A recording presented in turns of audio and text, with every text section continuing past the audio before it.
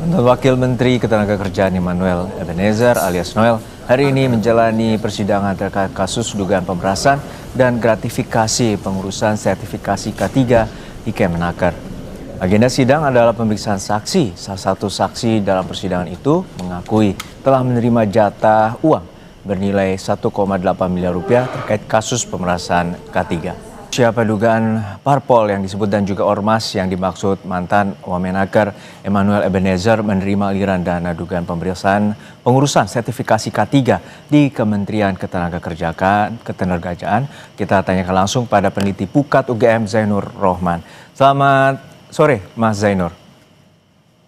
Selamat sore Mas. Ya, Mas Zainur, ini tentu di luar muka persidangan bahwa mantan Wamenaker dan juga terdakwa kasus pemerasan dan juga gratifikasi ini menyebut ada dugaan parpol ataupun ormas yang terlibat dalam kasus pemerasan atau gratifikasi terkait dengan sertifikasi K3. Menurut Anda seperti apa? Apakah ini layak dan juga apakah KPK harus menyambut apa yang dimaksudkan oleh Noel ini? Ya, di dalam proses penyidikan, seorang tersangka sudah diberikan sekian banyak daftar pertanyaan terkait dengan perkara. Dan pertanyaan tersebut juga biasanya diajukan kepada semua tersangka untuk mendalami bagaimana konstruksi perkara itu secara utuh dan bagaimana peran masing-masing pelaku. Nah, kalau kita baca di dalam dakwaan, tidak ada satupun keterangan dari para terdakwa ini di tahap penyidikan yang menyebut adanya aliran dana atau keterlibatan dari ormas atau parpol. Nah, ketika sekarang salah satu terdakwa yaitu IEG alias N, mantan Wamenaker, mengatakan bahwa ada keterlibatan dari parpol, ya sampaikan di dalam muka sidang.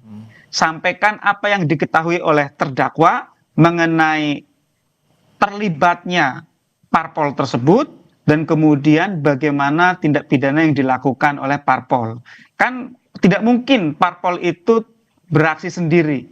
Parpol itu berbuat diwakili oleh pengurusnya. Nah, nanti kan kemudian akan dipilah oleh majelis hakim apakah yang dimaksud itu adalah orang mewakili parpol atau pengurus parpol yang kemudian sedang melakukan tindak pidana korupsi. Nah, saya pikir nanti kalau memang betul informasi tersebut bisa di cross check di depan persidangan, majelis hakim bisa memberi petunjuk kepada KPK untuk mendalami informasi yang disampaikan oleh terdakwa. Namun kalau nanti hasil cross check di depan muka sidang ternyata keterangan dari IEG alias N ini tidak cukup beralasan, ya kita bisa menganggap bahwa ini tidak lebih dari bluffing, upaya untuk membuat keruh perkara dari IEG ini. Gitu Mas Juno. Ya, nanti Anda menyampaikan bahwa bluffing ini dugaan bahwa ini dalih dari proses persidangan yang harusnya fokus terkait dengan kasus pemerasan di mana bernilai 6 miliar rupiah dan juga adanya gratifikasi bernilai 3,3 miliar rupiah. Artinya ini hanya atau tidak, bila tidak dibawa ke muka persidangan, ini hanya menjadi soal bluffingnya dari seorang Noel? Ya, semua akan clear kalau semuanya diperiksa di depan muka sidang. Kalau disampaikan oleh terdakwa sebelum sidang atau sesudah sidang di luar agenda persidangan, maka keterangan tersebut akan susah untuk di cross check, didalami atau dimintakan akuntabilitasnya. Sehingga sekali lagi kami rakyat sangat mengharapkan semua pihak yang menyampaikan keterangan terkait dengan perkara itu bersedia menyampaikan keterangannya di depan muka sidang agar keterangan tersebut bisa didalami dan bisa diuji. Kalau keterangan ini sekali lagi hanya disampaikan di luar sidang dengan keterangan-keterangan lain, ini kemudian akan susah untuk memberikan kontribusi terungkapnya perkara dengan utuh. Nah, ini kan sebenarnya IEG ini juga selain mengatakan bahwa ada parpol yang diduga ikut menerima, ini kan juga tadi kalau kita dengarkan keterangannya itu menyampaikan berbagai serangan kepada KPK ya. Antara lain mengatakan bahwa OTT KPK itu bohong besar, OTT itu adalah operasi tipu-tipu, KPK telah membohongi presiden, membohongi rakyat gitu ya. Padahal kalau kita ikuti persidangan pertama, IEG ini sudah menyampaikan pengakuan bersalah, bahwa dia memang bersalah melakukan tindak pidana korupsi. Nah, oleh karena itu publik ya, kita ikuti saja bagaimana proses persidangan ini berlangsung ya, dengan tetap skeptis ya, kita ikuti dengan sabar bagaimana keterangan-keterangan yang disampaikan di luar sidang itu harusnya dibawa masuk ke dalam keterangan yang disampaikan di muka majelis hakim. Kenapa demikian? Agar bisa didalami.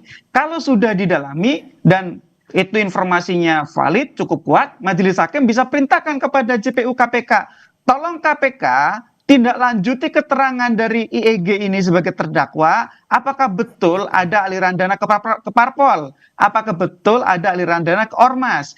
Kalau itu diperintahkan oleh majelis hakim, maka aparat penegak hukum tidak akan punya ruang untuk kemudian mengelak, tidak akan punya ruang untuk kemudian tidak menindaklanjutinya, karena bisa ditanyakan lagi nanti di persidangan berikutnya apakah perintah sebelumnya sudah ditindaklanjuti atau belum. Mas Juno? Ya, tentunya menarik bahwa sebelumnya pada 19 Januari terdakwa Noel juga menyatakan telah mengakui bersalah seperti Anda sampaikan tadi dan juga mengakui menerima uang sebesar 3,3 miliar rupiah sebagai gratifikasi. Namun untuk saat ini dalam arus aliran uang ini tentu tidak sulit untuk dibuktikan. Artinya seperti apa misalnya untuk penyidik telah melakukan penyidikan terkait dengan kasus korupsi ini, lalu seperti apa sebenarnya di muka persidangan nanti pembuktian dari pihak jaksa, terutama jaksa penuntut umum dari KPK?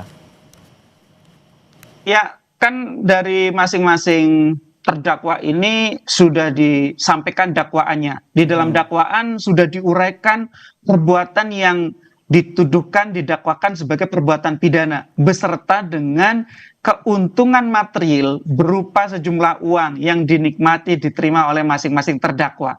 Nah, nanti kalau keterangan yang disampaikan oleh terdakwa, salah satu atau lebih dari seorang terdakwa, misalnya masih ada orang-orang lain di luar mereka yang ikut menerima hasil kejahatan, maka itu bisa didalami oleh aparat penegak hukum, misalnya dengan analisis transaksi keuangan. Dari rekening-rekening yang sudah disita oleh KPK sebagai rekening penampungan, bisa dilihat uang yang sudah ditampung di dalam rekening tersebut dialirkan kemana saja.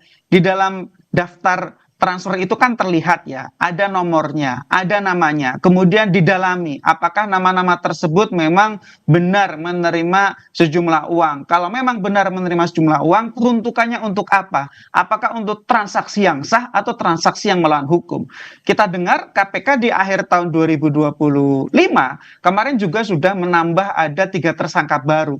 Tetapi kan kalau ini ada tambahan informasi dari IEG alias Noel ya, bahwa ada ormas, ada parpol yang ikut menikmati tetapi belum diperiksa oleh KPK. Tetapi sekali lagi keterangan itu baru disampaikan di luar persidangan. Sehingga sekali lagi kita sangat berharap kalau memang benar terdakwa ingin mengungkap perkara ini secara utuh, sampaikan di dalam persidangan. Nah, nanti publik bisa melihat apakah majelis hakim menindaklanjuti dengan meng-cross-check informasi tersebut kepada para pihak, misalnya adalah orang yang mengepul uang ini. Kan ada ya, di dalam dakwaan itu di antara sekian belas orang, 11 orang terdakwa ini punya peran yang berbeda-beda. Ada rekening-rekening tampungannya, di sana sudah ada nomor rekeningnya, ada namanya, ada isi jumlah uangnya, kemudian aliran dananya. Itu kan nanti bisa di cross-check. Kalau memang betul ada aliran dana ke parpol, ke ormas, ya tindak lanjuti oleh aparat penegak hukum dengan melakukan pemeriksaan terhadap mereka. Meskipun mereka ormas, meskipun mereka parpol, mereka tidak bebas dari pertanggungjawaban hukum. Itu Mas Juno. Tunduk terhadap di muka hukum atau penegakan hukum, dan juga nantinya kita menantikan bagaimana pernyataan resmi Noel juga nanti di muka persidangan untuk membuktikan bahwa ada misal dugaan ormas ataupun parpol yang diduga terlibat dalam kasus pemerasan ataupun gratifikasi di Kemenaker. Terima kasih sekali lagi peneliti Pukat UGM Mas Zainur Rohman telah berbagi perspektif di Kompas Petang. Sehat-sehat selalu Mas. Terima kasih.